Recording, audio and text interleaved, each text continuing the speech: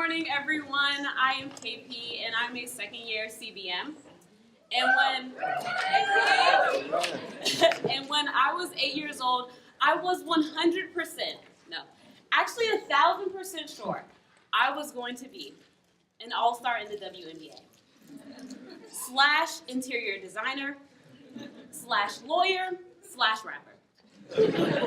Unlike our speaker today, who at the age of 8 already knew she wanted to be in advertising, which is pretty rare. I could spend this time telling you about the amazing positions that she's had throughout her career or the incredible work that she has done. Instead, I will tell you this. She is a cultural guru, an expert at keeping brands relevant, and an overall kick-ass strategist. Your speaker, Kristina Jenkins.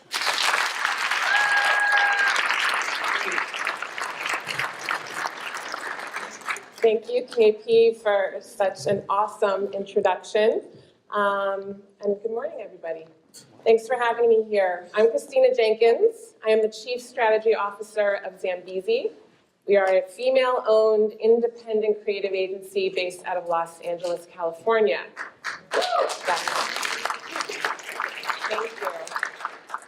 We are named after the Zambezi shark, which is a bull shark. It's called the bull shark in America, but the shark is known for being able to swim both in fresh water and salt water. It's incredibly adaptable and resilient, and we use the shark as our spirit animal, and it guides us in everything we do. So, as KP mentioned, I got this idea in my head on March 31st, 1982, which was my 8th birthday, that I was going to grow up and be an advertising executive.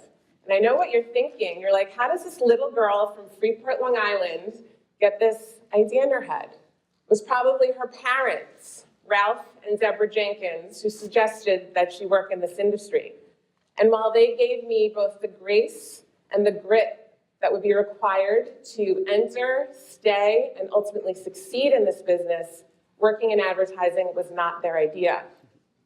Perhaps it was Darren from Bewitched, a show that I watched as a young child, but it wasn't. Amanda from Melrose Place. I was a teenager in high school and watched that show, and I think she was the president of the agency, but it wasn't Amanda that inspired me to become an advertising executive. And by the time Don Draper and his crew at the agency on Mad Men, and even Dre from Blackish arrived on the scene, I had already been in this business for over a decade. It was actually E.T. who inspired me. I'm curious, does anyone remember anything about E.T.? Reese's Pieces. So, my mom took me to see that movie, and I remember how much she loved gobbling up Reese's Pieces, and after the movie, I turned to her and I said, can you please take me to the store to get Reese's Pieces? So she did, and I remember having the package, opening up the package, being so excited, popping them in my mouth, gobbling them up, and saying, ooh, yuck. These don't taste as good as M&Ms. However, I continued to eat Reese's Pieces because E.T. ate them. And even at 8 years old, I knew that that movie had some sort of influence or power over me, and I really wanted to understand that power, and I wanted to be able to use it to inspire people to ultimately do things that they actually enjoyed. So the closest thing that my 8-year-old self could connect that to was working in advertising. So the lesson there is that inspiration lives in unexpected places. I never saw a Kristina Jenkins in any of those cultural expressions of who worked in advertising. And honestly, I rarely see her in many of the expressions today. But here I am, Chief Strategy Officer, working in the industry of my dreams, working on brands that I dreamed about working on. And I just want you to know that your dream, it doesn't matter where it comes from. Mine came from an alien in candy. So look for dreams in unexpected places, and it's not about where they come from, it's about where you take them. So fast forward to my first job interview in New York City. And I couldn't have been more excited. I was interviewing for an account assistant position on Ragu and Wishbone at a 700-person global ad agency in New York. And there was an executive recruiter that actually helped me land that interview. And I will never forget what I was wearing. I was wearing like a black satin suit with high-heeled loafers and the most vibrant shade of turquoise nail polish that was incredibly on trend at the time. And I arrived at her office, and I walked in, and she looked down at my nails, her jaw dropped, she ran to her desk, opened the drawer, took out nail polish remover, and began to scrub the polish off of my nails, and told me that I could not wear that nail polish into the interview. So suddenly the feeling of excitement, I started feeling curious. What was it about this company, this place, this industry that didn't want me to be myself? But I was hungry. I needed to get my start in the business. As you guys know better than anyone, this is not an easy industry to start out in. I hadn't been working for a few months after I had graduated from college, so while I had reservations about what I was stepping into, I ended up taking the job, and it was very challenging. My first year, while I got a lot of great experience, and I worked on big iconic brands, and I worked with really smart people, I never really felt like I could fully be myself, and that was very, very challenging. So turquoise nails were not allowed. And I get it, like I've been in your seat. I know what it feels like to be getting ready to graduate in May, or maybe it's May of next year, and the pressure and all the time and heart and energy and money that you have invested in this experience. But I want to inspire you to believe that your start in this business can be with a company who values you as much as for who you are as for the work that you do. And if your instincts are telling you that a company does not value who you are as an individual, listen to that and reflect. Now, I was able to, work that year, and I took a lot out of it, but it came at an expense. Just sort of listen to your inner self and decide if that's the choice you want to make. It's a very personal and important choice. So after a year of working in New York, I I wanted to go west. I wanted to go to Los Angeles, where I felt like, people could wear turquoise nail polish. And there was sun, and there was possibility, and there were less rules, and it was a new frontier. So I headed out west, and I landed a job at a great agency in Santa Monica as a young junior strategist. And I got 2 pieces of advice while I was there, and they couldn't have been more different. I had an awesome planner who kind of took me under her wing, and she said, Kristina, the way you're going to succeed in this business is to have a signature style all of your own. So discover it, cultivate it, mold it, be unapologetic about it, and become great at something that only you are great at. And then other people gave me very different advice. They said, Kristina, make sure you're an expert on the category that you're working on, make sure you're smarter than everybody else, read all the things that everybody else reads about the category so that you can be taken seriously. And I thought, that doesn't sound very exciting.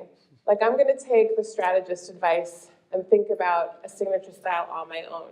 And again, that took a lot of courage. Like, I was just a few years into the business, and I had to prove myself. But something in my gut told me to own being different and pursue that and go after it and figure out what it is.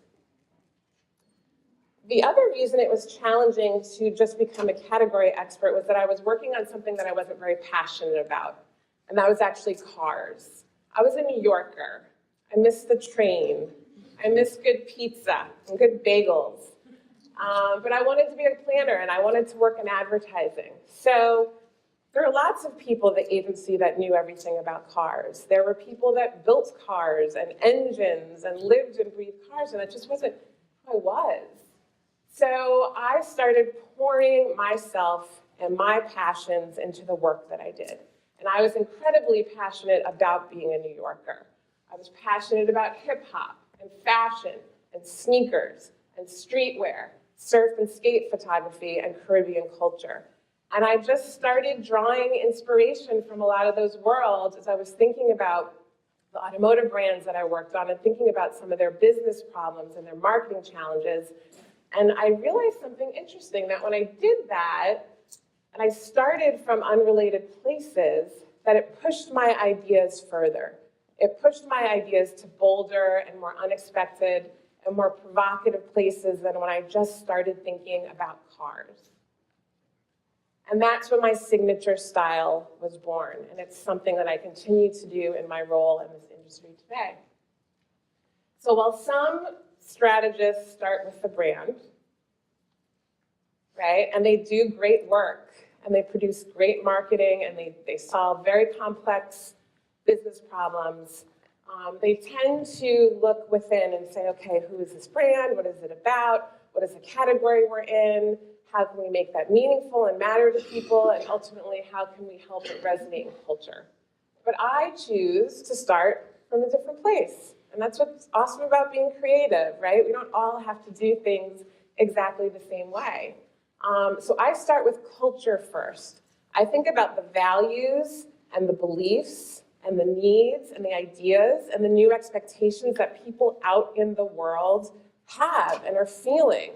And then I think about, okay, what kind of opportunity does that create for the brand to anchor itself in a point of view? Or is there something about who we are as a brand or an organization or a product that can really resonate with that belief and those shared values and that point of view?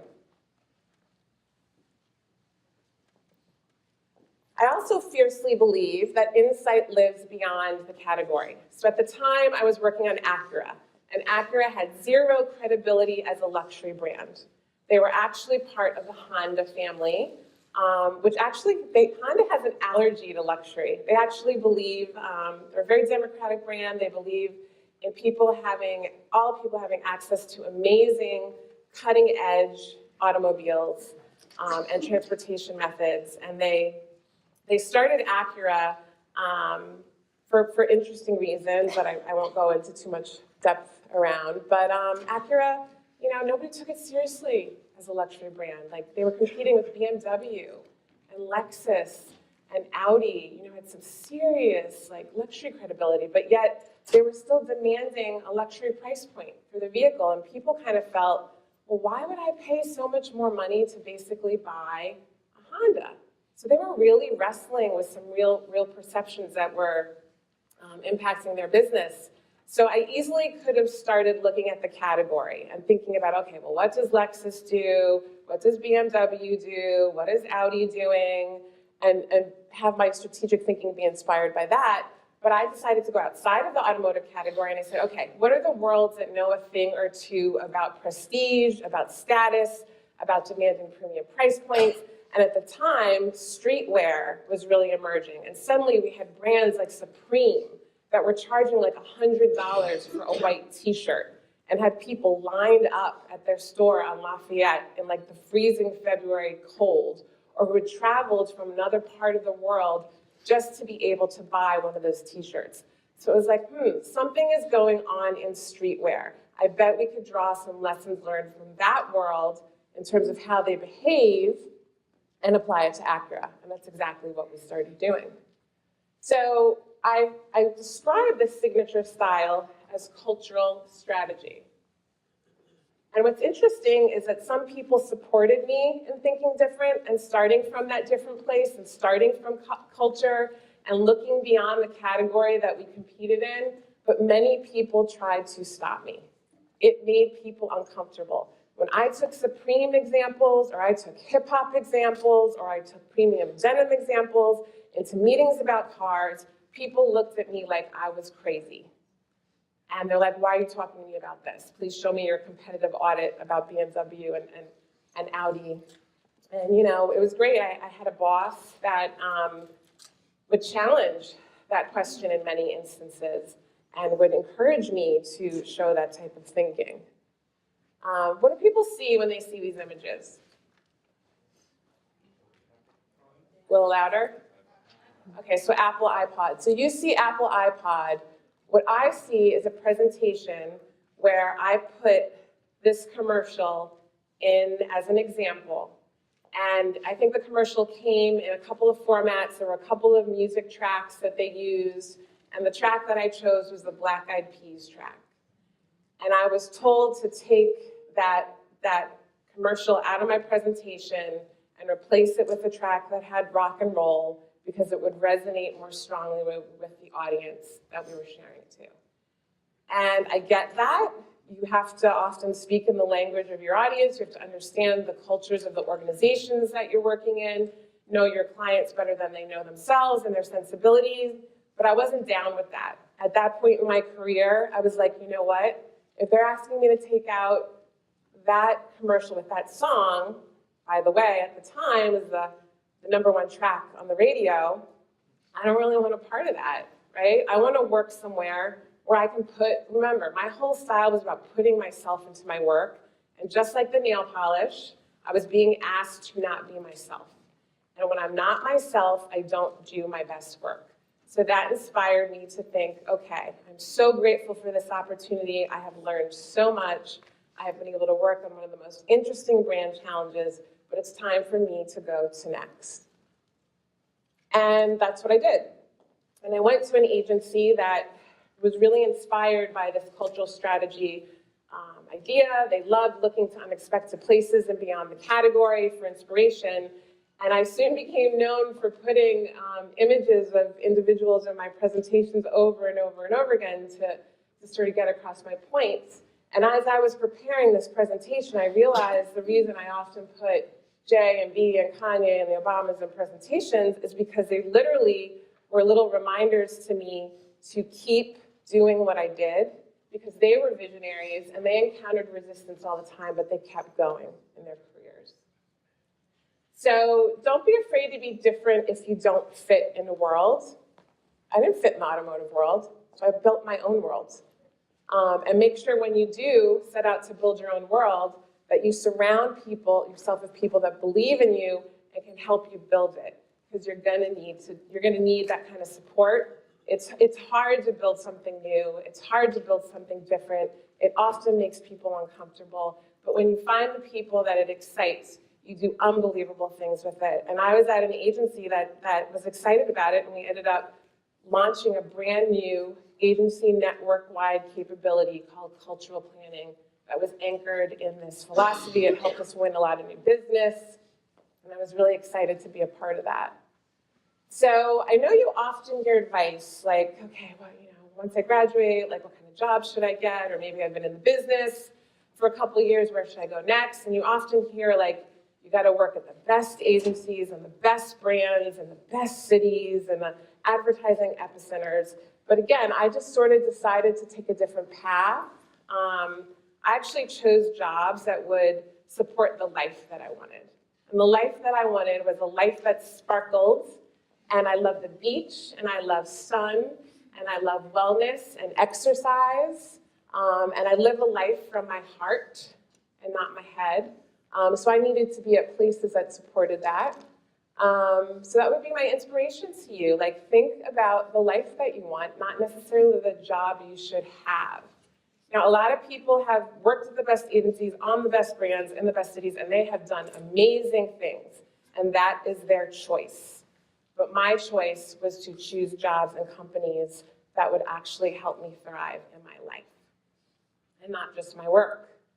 So let me give you an example.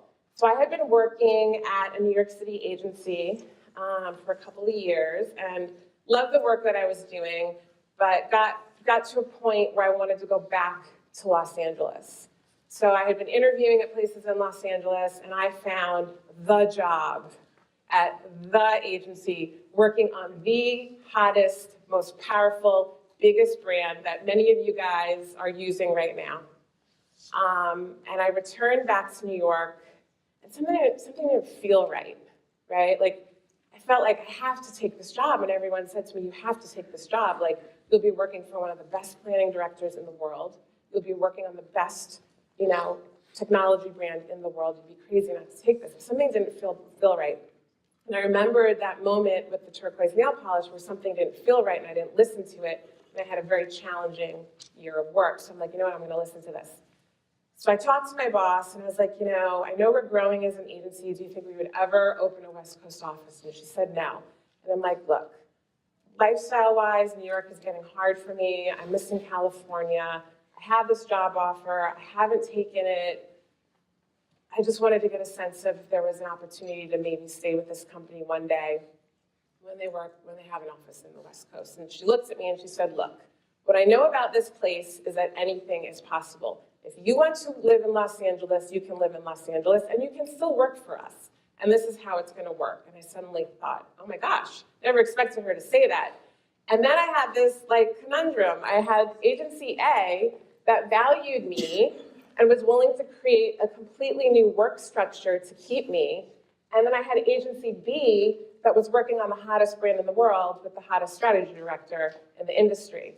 And I realized that I had something very proven and something I was making assumptions about. And I listened to my gut, and I remember she said to me, listen to your heart, and you will make the right decision. I did. I stayed where I was. I moved to Los Angeles and spent 5 years working remotely for the entire network in places like London, Chicago, and New York. And I got to be bi-coastal for 5 years, and that was supporting my life. So trust your heart. As I've been reflecting on this talk, my career, which I shared, it's hard to believe in March it will be 20 years. It goes by really, really fast. My career has been a career of 3 phases. For quite a few years, it was discovering my different, right? What was that signature style? What makes me me? How do I apply it to the strategic work I'm doing and the problems that brands are coming to agencies for? And then for quite a few years, it was about mastering my different.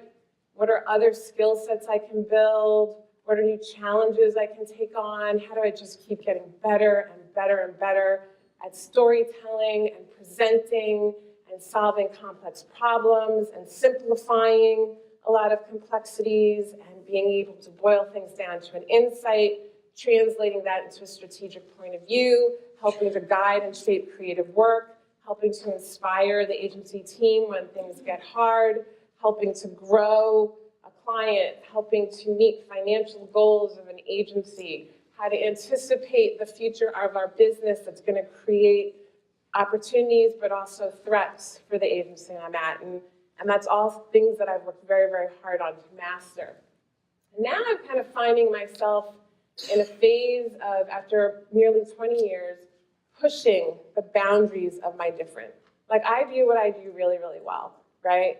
But this world is changing. The agency I first started at in the beginning of my career doesn't even exist anymore. Like, I'm dating myself now, but we didn't have Mac computers when I was in college. Like, I remember when the internet was invented. Like, all these tools that we have, they didn't exist. So this world and this business is changing so dramatically, and it's so exciting. And I don't want to be a talent that, while I'm incredibly experienced at what I do, loses sense of where the world is going and how it's changing. And that is a very challenging place to be in when you're more established in the industry. That's why we often, if you look at cultural pieces like music or fashion, there are people who have 40-year careers, right? And then many of their peers who started out with them aren't in the business anymore. It's because they're constantly pushing their boundaries of different. So how am I doing that right now? How am I pushing boundaries? Well, thankfully, I'm at a place, Zambezi, that inspires and empowers me to push boundaries, right, around my different. And the one thing that I've been pushing is the pace at which I work. So I want to talk a little bit more about that. So does anyone know who this is, where this image is from? Yes, Rihanna at the Met Gala. Ooh, look at that. So I remember when I saw her roll up at that event, I think I was looking at Fashion Magazine, and she had this beautiful canary yellow dress with this massive long train behind her. And I just thought to myself, that is a masterpiece. It is exquisite. Did some research on the dress. It actually took 2 years to make. And I thought, that's how I think of my strategic product and my craft. It's quality. It's extraordinary. I take my time. It's thoughtful. But I don't have 2 years. I normally have 2 hours, maybe 2 days. I'm lucky if I had 2 weeks to get to a creative brief, to get to a strategic idea, to get to a solution of a very complex business problem. And I was struggling with that. Like, business was moving faster and faster, and as somebody who was fiercely protective of my craft and the quality of my product, I often resisted. Like, I used to declare, I don't do fast, I make couture. Like, I need more time, give me more time, I want more time. And I would get really frustrated when I didn't have it. And I started asking myself, why am I getting so frustrated that I have to work fast, right? And it was because I was so protective of my quality. Like, I had made the assumption that when you work fast, you're gonna get sloppy output. And I didn't want any part of that because KJ is known for quality, right? And I wanted to uphold that. And I'm a woman of integrity, and I wanted to be able to deliver a quality product. But I also knew that the world is only going to get faster, and this industry and our business is only going to get faster. So I'm like, I gotta crack this. And I talked about the Zambezi shark. So I did a lot of reflecting, and I said to myself, what would the Zambezi shark do, right? He or she is adaptable and resilient. How would they adapt? I'm like, I am going to adapt, and I am going to do fast in a way that is true and authentic to who I am. I'm going to figure out a way to do fast and extraordinary. And I was having a conversation with the founder of our agency, Chris Rye, and he said to me, in football, there's this thing called 2-minute offense where they have to and I don't know a lot about football, but it's like they have to move and score really quickly, and they kind of approach it a different way, they use a different strategy, a different methodology. And suddenly I realized he was reminding me to do what I've done my whole career, and that is to look for insights beyond the category. So I didn't need to just look to the business of advertising to figure out how I was going to be fast and extraordinary. I would look to other worlds. I would look to technology. Companies like Facebook and Google, they have sprints. They have best practices for how they work fast. When I think about fashion, like Zara is known for recognizing a trend in one part of the world, and I think 5 weeks later, it's in stores, while many of their competitors work in seasons, and it takes them a year to get merchandise in stores, so they're known for working really fast. Started thinking about, what if you had to train for a triathlon or some athletic activity, and you didn't have much time. There's things happening in the food world. Like fast food has often been thought of as not very good quality, but think about all the brands that are challenging that. DJs have to work fast. They have 3 minutes to decide what song somebody wants to hear. And then I go back to my football example, and all the strategists back at the office are doing a lot of work to help me think about this. And the best practices sort of emerge. It's like when you have to work fast, you have to put your best people on the project, right? You gotta that's just a reality, and you have to focus. As planners, we love to think about everything, right? We want to be thorough. We want to look at culture. We want to look at consumers. We want to look at category, competitive, the brand, and it takes time. So if you have 2 days or you have 2 hours to get to a brief, you may just have to commit, this is the problem, this is the challenge. I think maybe I can unlock a strategic idea by going really, really hard at culture or looking really, really hard at consumer, and I'm gonna go. And I'm gonna trust my gut, and I'm gonna stand behind my point of view, and I'm gonna serve it up with conviction. So the next thing I'm pushing right now is format. So for many, many years, I would give presentations, I would package it in the Keynote. We're working with Google Slides right now. And it was always like a PDF. All my strategic ideas and my trend intelligence was in a PDF. And I started thinking, I gotta push that, right? Because I don't know that everyone in the world is just sitting around looking at PDFs. They're on Instagram and Facebook and Pinterest. So how do I take my thinking and put it into a new format? And at the agency, we do annual trend reports. And it's always a look at the year prior and key cultural moments that kind of has defined what that year is and have sort of hidden lessons learned for brands. So we actually did a Tumblr in 2016. So again, the Zambezi strategists were a big part of this. And you guys probably subscribe to things. So in December, you get like a lot of emails from agencies and companies. And it's like, hey, here's our 2016 trend report. And I'm like, how do we break through all of that? Like, I don't want our thinking to just be a big part of that, all that inbox clutter. So let's do a Tumblr. So I challenged one of our strategists, and I think she was only a year out of school, so, and she ended up doing this amazing Tumblr by month and key moments. The link's at the bottom. I encourage you guys to check it out. But it was the first ever trends Tumblr, right? It was a new format, and that really excited us. And then in 2017, I challenged her. I said, Maddie, you did the Tumblr last year and you rocked. So I know that's a hard act to follow, but I'm going to challenge you to do something different in 2017. So she got this idea that she was going to do a trends Instagram.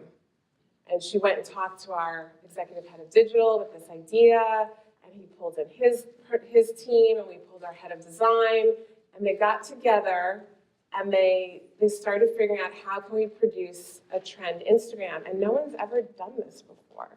So it was really cool. They thought about how people use the platform. There were insights about how people really love to experience video on Instagram. That's a way for them to engage more with the platform. It was very visual. So if you go to certain months, there's about 8 or 9 key moments, and you just scroll through them and you experience them. And she had a hashtag strategy, and she tagged people in things. And it was really exciting because the agency had a goal of reaching a certain number of followers that we were feeling very challenged by. We just, for whatever reason, we couldn't meet that goal. And when we launched this at the end of December, we actually finally met the goal. So we realized that this content was resonating with people. So not only was it a new format, but it was effective. It actually, there was a success story around it. So it was really exciting. And, I have to put a Kanye example because I shouted him out earlier, but Kanye just did this, right? With, I don't know, do we have any Yeezy season 6 fans in the room? But he, instead of doing kind of a traditional format and taking his fashion line and previewing it at a physical fashion show, he actually previewed it in Instagram using influencers who wore the clothing and dressed up like Kim Kardashian. And I know Kanye is very polarizing and people usually love him or they hate him. We take that out of the equation. It's really about pushing the format, right? Like a lot of his fashion peers are still producing shows. He is stretching into a new arena and a new format and kind of thinking about, well, how would a fashion show up on Instagram? So, exciting. So you're probably thinking, wow, she's worked in the business for 20 years. She's a chief strategy officer. She's got it all figured out. I definitely don't. There are still things that I don't understand. There are questions that I have. There are things that I'm constantly learning about. And there are things that sometimes happen in my work and my life that I didn't ask for, that I didn't expect, that are very, very challenging. So I just kind of wanted to leave you with a little bit of inspiration is that we don't always get to choose what happens to us. And our clients go through this as well, like decline in sales, a product that stops working, a reaction from culture or their consumer that is debilitating, or literally overnight, Monday everything was great, and by Tuesday morning their world is crumbling and ending, and they've got a crisis and they need help. So obstacles are going to come your way, but we get to choose how we react as leaders, as thinkers, as problem solvers, as creators, as strategists. And obstacles and setbacks can inspire us to be brave in ways that we never imagined and propel us towards new possibilities. I have a talent on my team that always said to me, KJ, they see challenge, we see opportunity. So whenever a challenge comes my way, I always ask myself, what is the opportunity in this? And you guys are stepping into a lot of challenges. So I would invite you to think about what opportunities they present. So what I wish for you as you think about getting into this industry is that you draw dreams and inspiration from unexpected places, and that you will find and discover what makes you different and what your signature style is. That you will land at a company, and maybe a series of companies over the course of your career, that value who you are as an individual as much as they value the kind of work that you do. I hope that you push your boundaries and you explore new formats, and that when you come across obstacles and resistance and challenges, that you see the opportunity in them. Because when you do that, you will be a force to be reckoned with. And the last thing I wanted to leave you with is often this industry will make people feel like they need it. But we need you. You are our future. We need your energy. We need your optimism. And we need you to help us reimagine the way that things have always been done. So I am so excited to see what you all do from here. I am honored that I was invited here to speak with you and share with you what my personal journey has been, and share a little bit more about Zambezi and how Zambezi is supporting me in that journey. And I'm just really excited to see what you do. So we are an agency that takes bigger bites. So take bigger bites in the rest of your time at VCU and wherever you end up, first in the industry. And if you want to keep in touch with us, you can go to our website, you can follow us on Instagram. We have an intern program that we're launching this summer. I'd love for you guys to check it out and apply if it sounds exciting. And again, just thank you, and thank you to KP. She's the reason I'm here, and I'm most grateful for that, so thank you.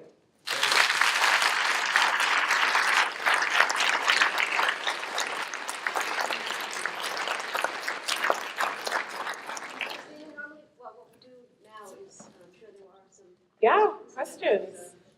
Answer them, and if there aren't, as you know, I usually just start it. So Any I'll start it, questions? and then they'll start to raise their hand. Okay. Your career's been really, really interesting, and it sounds like you've done a lot of the getting out there and self-starting. Did you have any mentors along the way? Absolutely. We never get anywhere great alone. I would not be where I am without mentors. I've had many mentors, kind of at those different phases of my career. So the woman I mentioned, who gave me the advice of discovering that signature style. You know, she was a strategist, and she helped me get my start. Like, she introduced me. At the time, I was actually working in account management at the agency, and I knew I wanted to be a planner, so I drew a map to all the planners at the agency, and I started trying to meet them and introducing them. And she was like, you know, you should meet our head of strategy, and we have this thing called moonlighting, where people maybe from other parts of the agency will come over to planning after 6 p.m. and they'll help us as a way to learn about planning. So she introduced me to the head of planning. I started doing that, and I was able to show them, you know, my talents and my potential contributions. And then when a role opened up, the head of planning recommended me for it. So I will forever be grateful to those two individuals because they gave me my start. Then I had a global chief strategy officer at an agency where she saw the power that culture strategy could have on our company, and how it helped us stand out in new business, and how it helped us take the thinking and the work to push places. And it was actually during the Great Recession, 2008, 2009, where suddenly we had all these iconic brands, and they had problems that they had never experienced before, like, you know, a luxury travel brand that for the first time in decades had empty rooms to sell. And they had to figure out how to do promotional work in a very emotional, iconic way. And we started taking in a lot of the cultural thinking about the mood and what people expected from iconic brands and from traveling.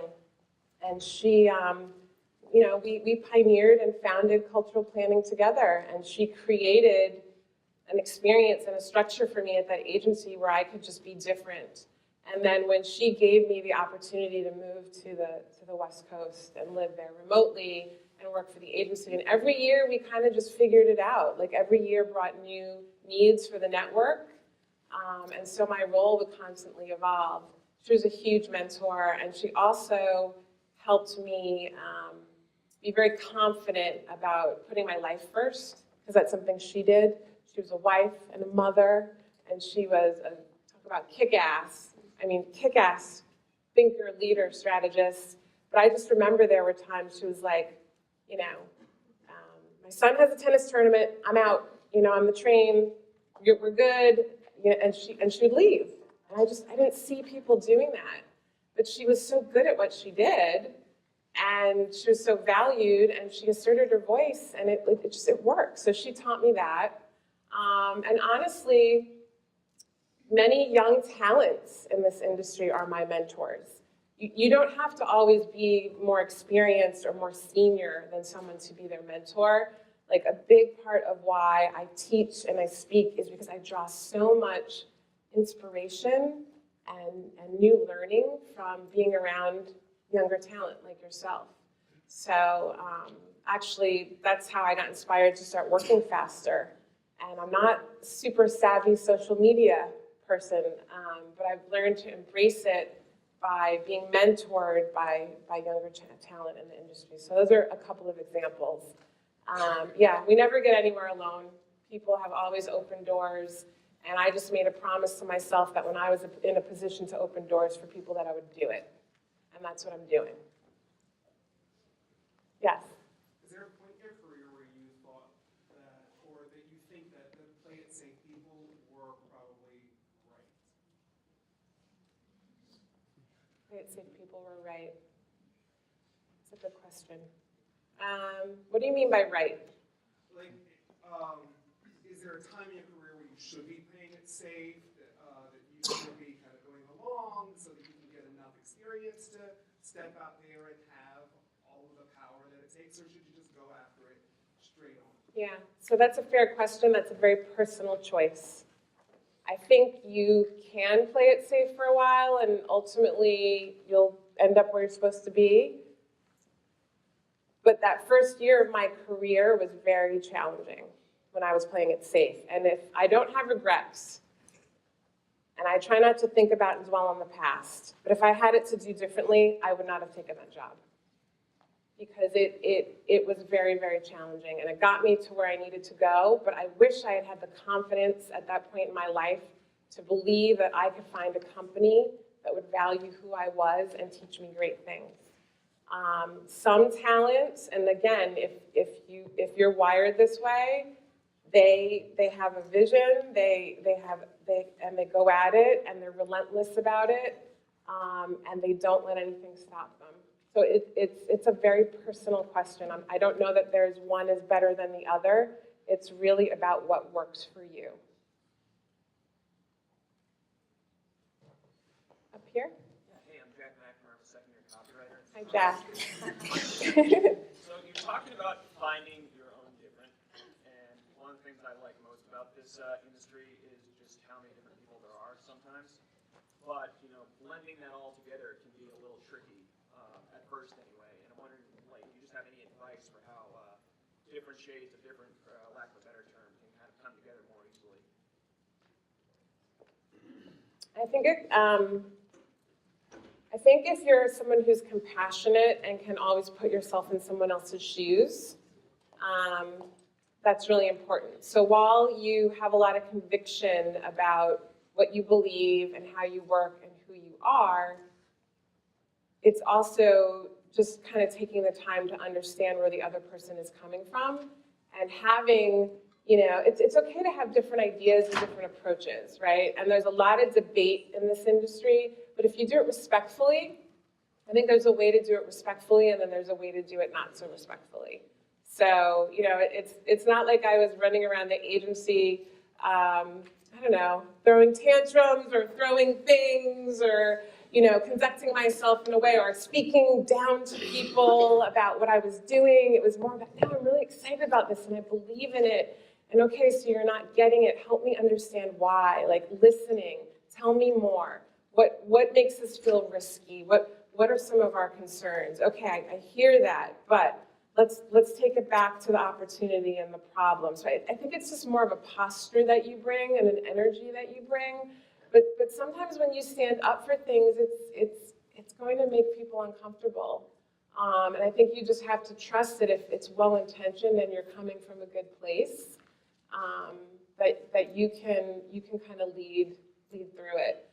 The other thing I've been doing a lot of work on and just talking about growing as a leader is, I think the biggest lesson for me this year is I did sort of a first ever project, right? And I've never been done before. And sometimes it's hard to do first ever and never been done before. And it makes people nervous and it makes them uncomfortable, and there's a lot of risk involved. And there's skills as a leader that you have to tap into, from really communicating why you're doing something different or for the first time, and over communicating that and making people feel like they are part of it, and finding different ways for people to collaborate just so that they can feel a little bit more comfortable and more excited about where you're going, especially when you're going into uncharted territories. So there's really an art to doing first ever. And I think up to this point in my career, I would just do it or say we were doing it and expected everybody to come along. And sometimes that's hard. Sometimes as a leader, you kind of have to make that choice. Like, this is how we're going. Like, I hear you, but this is where we're going. Let's go. But the more you can help people understand why and invite them to be a part of it, I think that's how you get that blend happening, where people have different perspectives or are thinking about the risks and the potential to fail. You talked about pushing the pace, and one thing that I've encountered just in school and everything else was there's only so many hours in the day. This is true. So how do you push the pace while still incorporating self-care and maintaining your own personal life? I love that question. Because self-care, KP and I were talking about this earlier. You can't, you can, but I believe you can't be great and be burnt out and exhausted. And this industry, I think some people, they lean on some toxic behaviors to keep pushing through. That doesn't work for me. My mind's got to be strong, my spirit's got to be strong, and my body has to be strong. And I've gotten to a point in my life, and I didn't always do this. It's not like I just showed up on the scene at my first job, with all the self-care. But I carve out time on my calendar. I find a way to work out. I find a way to make good decisions about how to eat clean. I'm very grateful that I live in Los Angeles in California, and living there is a big reason why I think I've been able to do so much self-care. But I just believe you have to find time to think and rest and take care of yourself. So let's say there's a deadline, and yes, there's only so many hours of the day. It's you really got to structure your hours. I'm going to use my hours this way, and I'm a big pencils down person or computers down. It's you know what, this project will be done at this time, and when it's done, it's done. I'm not staying up till 6 in the morning, and I know a lot of you guys do that. I did that when I was in school, and then when you get older, that gets a lot harder to do. I'm I gotta be rested. I'm pitching in front of a global C-suite audience, coming off of an 18-hour flight. My presentation will be done a couple of days before. There will be a rehearsal. I will feel prepared. I will eat clean. It's hard. But if you commit to it and you have a strategy and you start to build behaviors around it, then it becomes habit, right? And it takes a little bit of time. So be compassionate with yourself, as you're kind of thinking about your self-care practices. And if you're feeling like you're really, really far out from self-care, then it's okay, what are the things that I can start to shift? Take that big goal into smaller chunks, right? right? And be like, you know what? I don't know, do you have an example of something maybe you wish you did less of when it comes to self-care? Is it? Less late hours and going home and just watching TV instead Okay. of like, Okay, so it's like, you know what, right now I'm watching a lot of TV and I want to relax more. So maybe you start with, you know what, on Tuesdays and Thursday nights, I'm not going to watch television, right? Rather than saying, I'm never going to watch TV again when I go home, because you are. So it's like Tuesdays and Thursdays, I'm not going to watch TV. When I go home, I'm going to do something I love, which I don't know what that may be. I'm going to relax. And, you know, when you do, reward yourself. And then you'll start to see, oh, this is awesome, like not watching TV. And then you'll start doing it on Friday. And then maybe you'll start doing it on Monday. And then suddenly you're not watching TV, not suddenly, but over time. You're not watching TV when you go home at night. So you talked a lot about looking to culture for inspiration when you're formulating a strategy. And I'm sure that inspiration comes from many different places, but do you have any go-to podcasts or publications, even people that you go to or find yourself returning to a lot? Yes. So the individuals I showed, I do. Beyonce's doing something right? She's killing it on the gram. Her and Jay are killing it on the gram.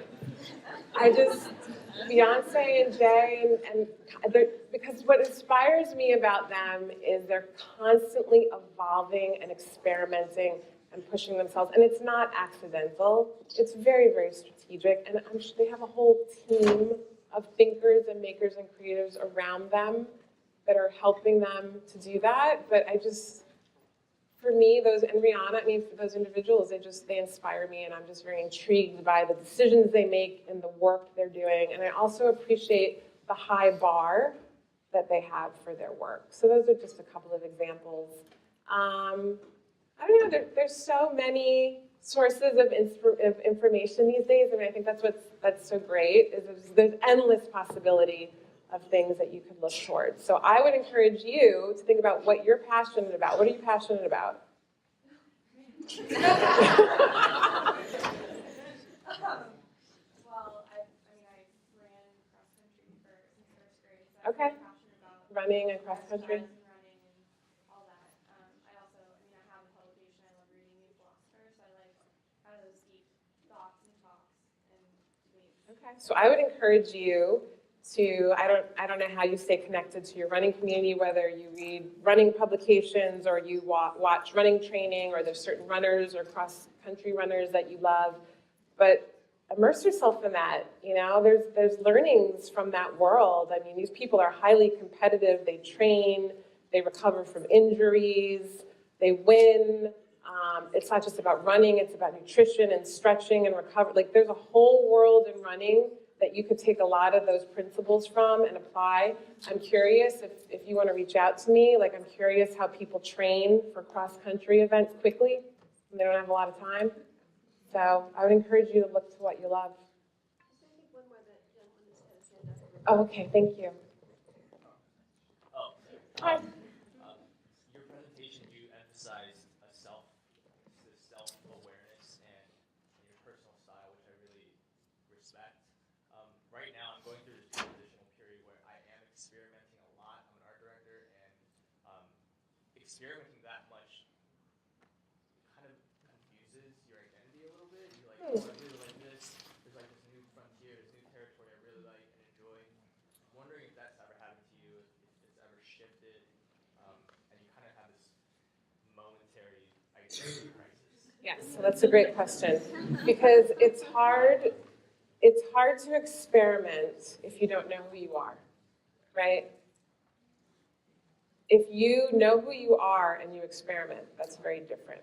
So when I think about some of those individuals that I mentioned, while Beyonce is experimenting with new style or lyric, musical genres or choreography, or experimenting with launching an exercise clothing line, she still goes back to her core and her purpose. So it never feels like it's not her. It's not so far left that you're like, who is that?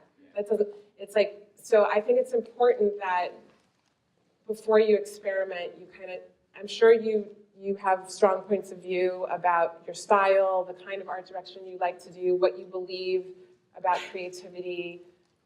So while you're experimenting, if you always kind of go back to your purpose and your brand, that will guide you. Just like the brands we think on, right? They have North Stars. They know who they are. And it's very different when a brand who knows who it is moves into new territory versus a brand who doesn't know who it is and then just grabs onto new territory and it doesn't feel authentic and you're like, why is that brand doing X, Y, and Z? So I think it's important to know who you are, know your purpose, and think about your experimenting and your boundary pushing through that purpose. And then you know what? When you experiment, sometimes you're going to fail. Things aren't going to feel right. You're going to be like, try that. No, that's okay. Like, do it, try it. If it's not where you want to go, see what you can learn from it. Keep it moving. Go on to the next thing.